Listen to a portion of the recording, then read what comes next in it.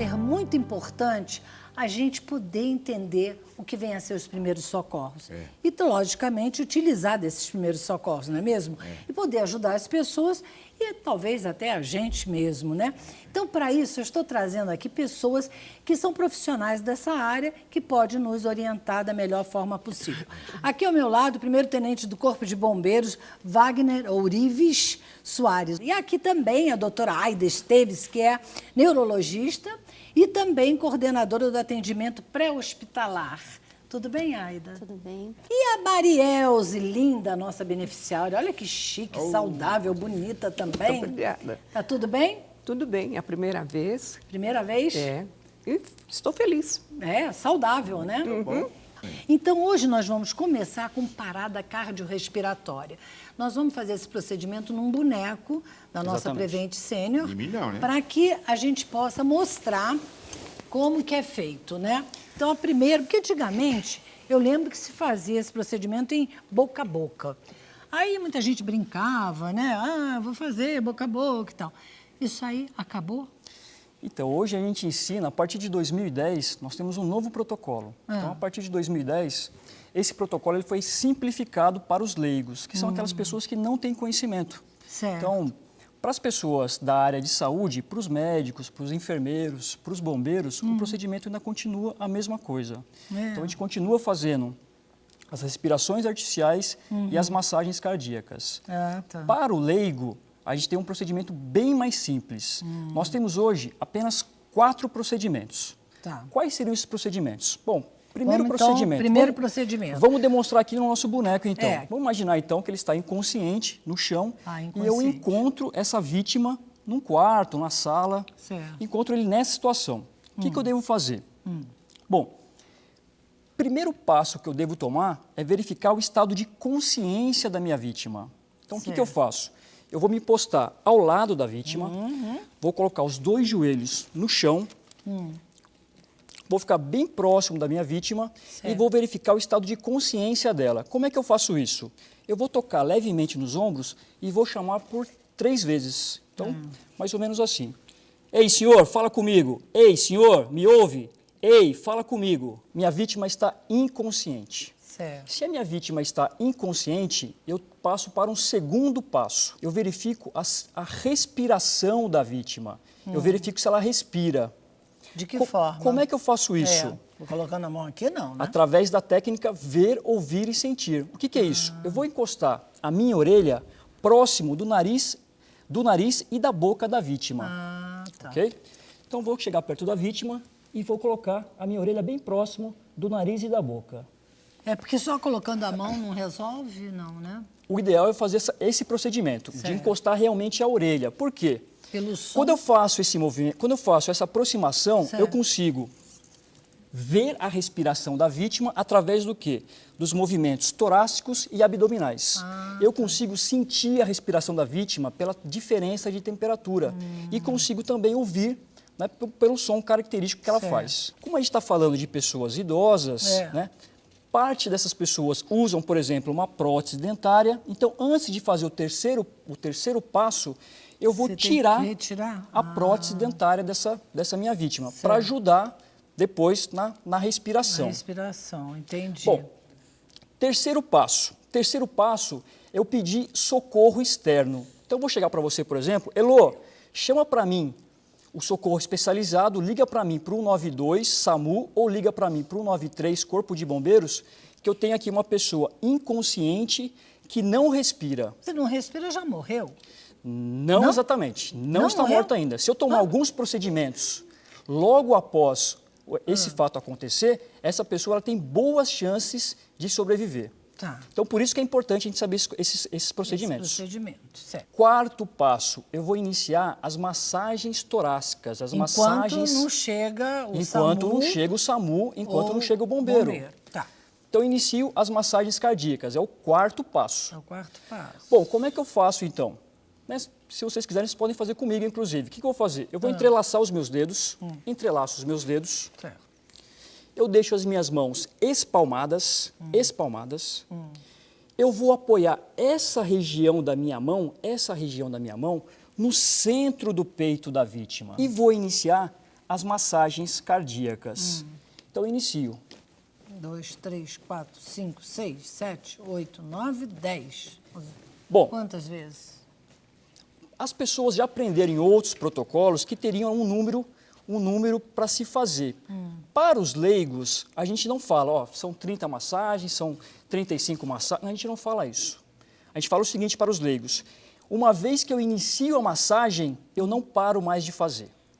Eu não faço mais as massagens. Tá? Então, eu iniciei as massagens, faço as massagens até quando? Bom, primeira situação. A vítima, ela voltou a respirar, ela voltou a esse estado de consciência. Então, paro... Se mexeu. Exatamente, se mexeu, voltou a respirar, eu paro de fazer e monitoro os sinais vitais dela. Uma outra situação que a gente para de fazer é quando chega o socorro. Então, chegou lá o enfermeiro, chegou o médico, chegou o bombeiro. Passa então, a bola. ele vai assumir a ocorrência e você fica de lado. Tá? E uma terceira situação seria a presença de um médico e ele atestar o óbito da vítima. Ele pode chegar e falar para você, ó, pode parar, porque está em óbito. Tá? Certo. Posso fazer só uma observação rápida? Claro. Como a gente está falando de idoso, né, tem muitos idosos, né, imagina a seguinte situação, um idoso, né, que não é difícil acontecer, que ele tem 1,50 m de altura e pesa, sei lá, 42 quilos. Né? Magrinho. Magrinho. Né? Imagine se eu colocar todo o meu peso do meu corpo em cima dessa vítima.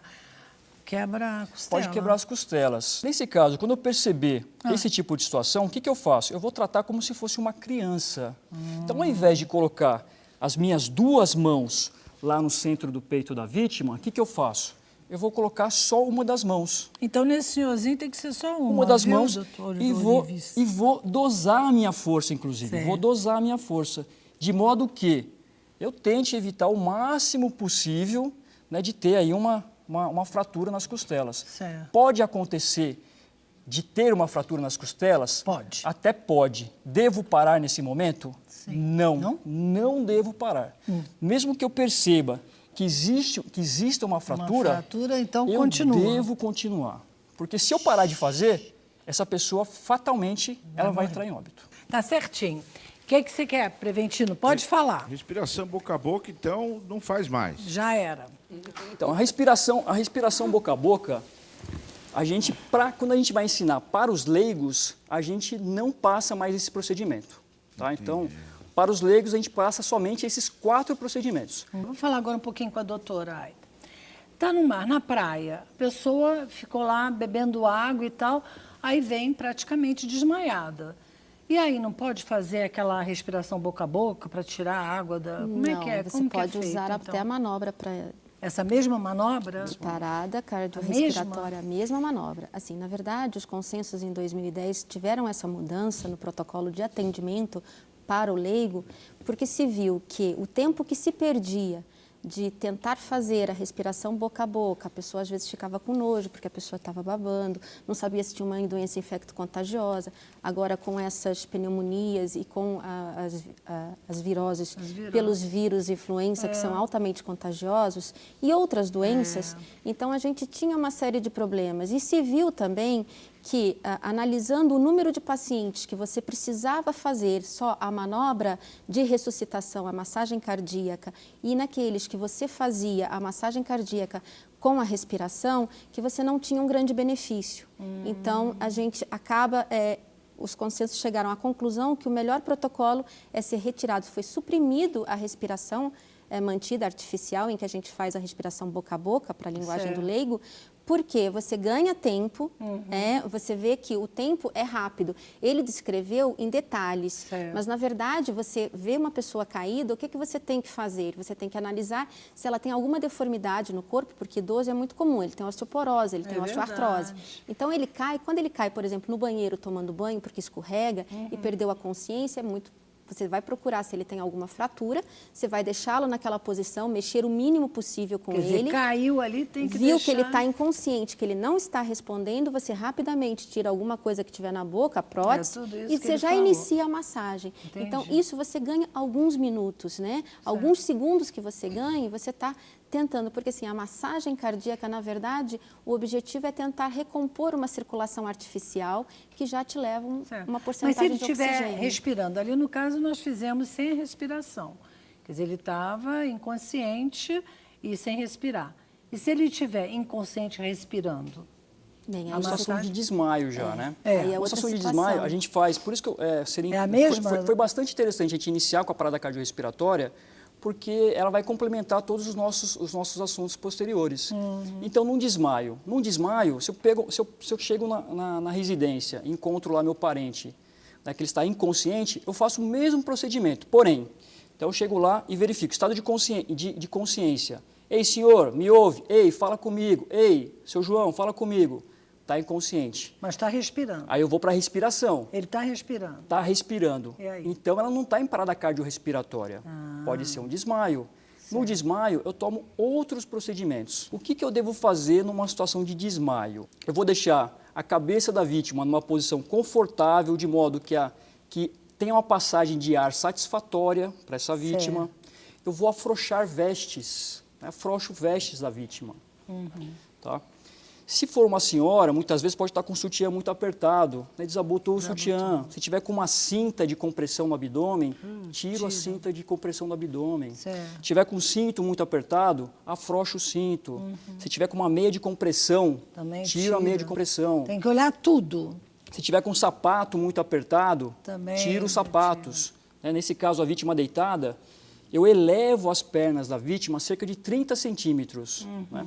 Para que tenha o retorno venoso e ela volte ao seu estado de consciência. Geralmente, o desmaio não dura mais do que 5, 6 minutos. Soltando aquela baba, quem vai ajudar, de repente, se contamina. E por isso que muita gente vê a pessoa se debatendo e sai fora. Não vai ajudar. Exatamente. Isso, é mito Elô, isso também. também é um mito. É mito um também. mito. Se eu entrar em contato com a baba do epilético, eu não me torno epilético. Não, né? né? Eu devo, inclusive, ajudar o epilético. Porque se eu não fizer nada, deixar ele se debater e não fizer nada, ele pode bater a cabeça contra o chão, ele pode ter um trauma crânioencefálico, ele pode até se afogar com a própria baba. Olha. E entrar em parada E aí, cardiorrespiratória. como é que faz entra com a em parada baba? respiratória, ele Tira. entra numa parada cardiorrespiratória e ele pode entrar em óbito. E aí, como é que tira Então, a o baba? que eu faço, então? Então, quais são os procedimentos que eu devo fazer num caso de ataque epilético ou uma crise convulsiva? Certo.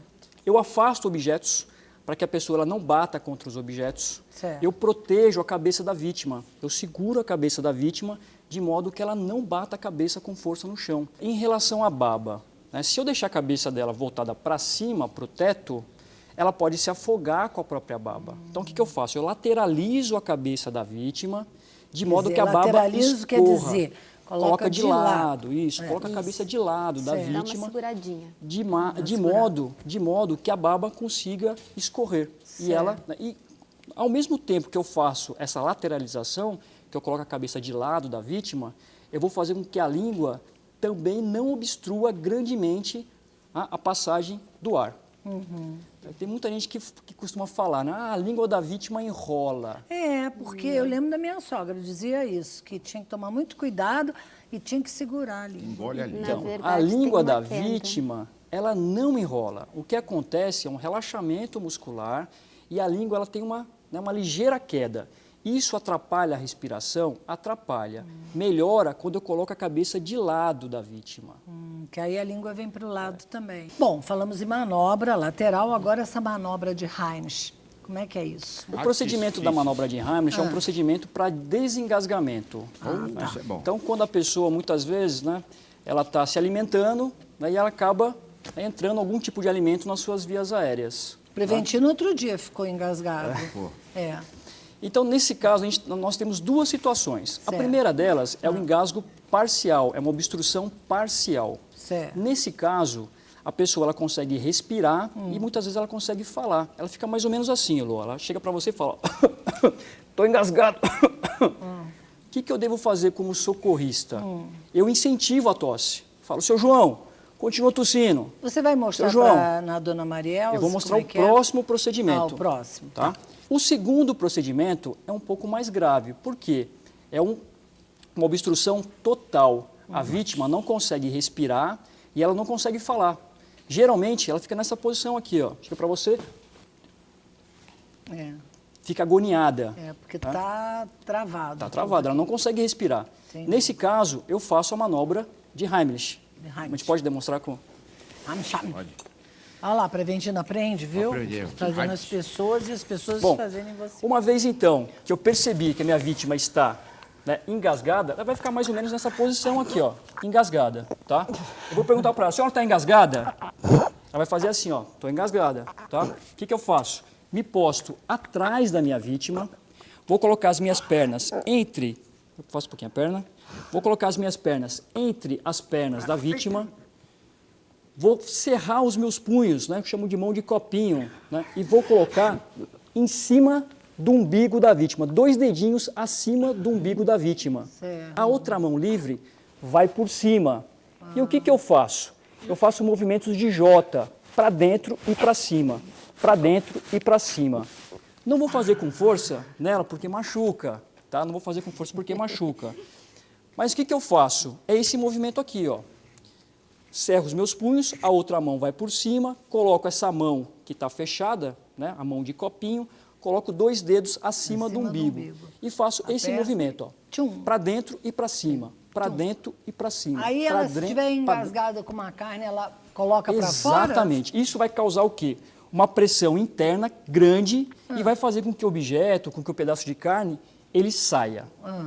Então, esse é o procedimento. Certo. O que pode acontecer da vítima estar sozinha. E se ela estiver sozinha, o que eu faço? E se ela está sozinha, o que eu faço? É uma boa pergunta. O que eu faço? É claro, não é tão efetivo quanto essa manobra, que eu tenho o apoio de um socorrista, mas o que eu faço? Eu posso me sentar, e forço, vou forçar, tentar forçar a tosse e vou inclinar meu corpo para frente. Não pode enfiar o dedo na garganta, não? Não devo enfiar o dedo na garganta. Por quê? Tá? Pode causar algum tipo de lesão e você não vai conseguir alcançar o objeto. Não. Agora vamos falar também um pouquinho das queimaduras. Queimou. O que deve ser feito? É um tratamento bem simples, utilizar água corrente, temperatura ambiente. Então, se eu tenho uma queimadura nas mãos, tá? Eu abro a torneira da minha residência e coloco a minha mão debaixo da torneira. Mais nada? Mais nada. Depois não Mais tem nada. que passar Depois, é alguma coisa? claro, depois eu coloco um pano seco, limpo, coloco sobre o ferimento e, dependendo do grau da queimadura, eu sou encaminhado para o hospital. Certo. Tá? Nós temos 3 tipos, né, de queimaduras. Queimadura de primeiro Primeiro grau, grau. segundo grau e terceiro grau. A queimadura de primeiro grau, eu tenho apenas uma vermelhidão na minha pele. Então é aquela queimadura como se fosse a queimadura do sol. A queimadura de segundo grau é aquela onde gera bolhas, por exemplo. Aí mais uma dica, nunca devo furar as bolhas, Também nunca. não? Também não devo furar as bolhas. Tem que A deixar bolha ela por é uma si só. proteção do corpo. E a de terceiro grau é aquela em que há comprometimento de músculos, né, e nervos e também da pele. Nesse caso, com certeza, eu devo encaminhar para o hospital. Claro. E o médico no hospital, ele vai aplicar, né, o procedimento médico. Ele vai ministrar alguns tipos de medicamentos, ele vai passar uma pomada especial, mas isso dentro do ambiente hospitalar. Uma picada de cobra, uma picada do inseto que possa trazer algum problema para o organismo, como é que a gente deve tratar? O procedimento é parecido com o da queimadura. A pessoa deve somente lavar com água o ferimento Também, no membro. Mobilizar o menos possível a vítima da mordedura para que não se espalhe o veneno. Tá? De preferência, se puder capturar o animal que o mordeu, levar junto e mais rápido possível para a primeira emergência. É muito tá? importante. Ou descrever ao máximo o tipo de animal que o picou. Se puder, o membro que foi picado, ele deve ficar, nesse caso, mais baixo que a linha do coração. Então, como ele disse, no caso de ter uma hipotensão, de um desmaio, a gente eleva as pernas para que a gente consiga aumentar o retorno venoso e, com isso, você ter uma melhora da pressão. Nesse caso, você deve fazer o contrário, mais baixo, para que você evite de estar circulando pelo sangue o veneno. Tá? Então, quanto menos mobilizar a vítima, melhor. Agora, outra coisa que é importante em relação às queimaduras que o tenente comentou é quando levar ao hospital. Qual tipo de queimadura que deve ir ao hospital? Não é só de primeira... de queimadura. Tá, de queimadura. De primeiro, segundo e terceiro grau. A localização da queimadura é importante. Então, lembrar que queimaduras nas extremidades são importantes, na face e na genitália. Por quê? Esse tipo de queimadura sempre deve ir ao médico, porque são regiões que podem ter complicações com o edema que vem depois da queimadura. Infecção. Pode ter uma infecção, no caso do rosto, se você queimou, por exemplo, se você aspira uma fumaça, às vezes você não chega nem a queimar, mas você está perto de um incêndio e você entra, tem aquele vapor quente que vem, ele queima, pode queimar os pelinhos do nariz, que a gente costuma dizer, e isso pode vir mais tarde a inchar e obstruir a via aérea. Olha, sensacional, não é? Muito Aprendemos bom. muita coisa, acho que o pessoal de casa também deve ter aprendido bastante.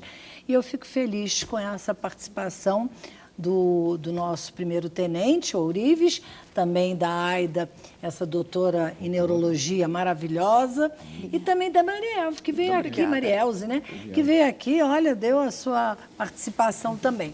Querem deixar os telefones, algum contato, por favor, doutora? O e-mail é aidaest@gmail.com. Muito bom. Queria só salientar o telefone de emergências do Corpo de Bombeiros, é o telefone 193. 193. E o telefone de emergências do SAMU é o telefone 192. Qualquer coisa é só ligar. Mariel, quer dizer alguma coisinha, Marielze?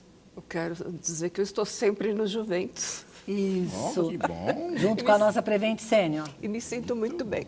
Que bom, é uma boa Prevent mensagem que Senior. você está dando. Quer mandar um beijo para alguém? Quero mandar um beijo para Pra as quem? amigas de lá da Juventus. Eu vou dar junto, tá bom? Posso? Pode. pessoal Beijo do para bem. vocês, queridas lindas. Obrigada mesmo, E para viu, minha gente? netinha. Porque agora, imagine Isadora. vocês que nós sabemos que tem uma nova unidade da nossa Prevent Senior, diagnósticos, lá em Santos, não é? Olha só, você sabe que já está em funcionamento? Olha que maravilha. É, maravilha. Vamos para lá com a nossa Thalita Cardoso. Vamos ver, ó, olho no olho, vamos lá.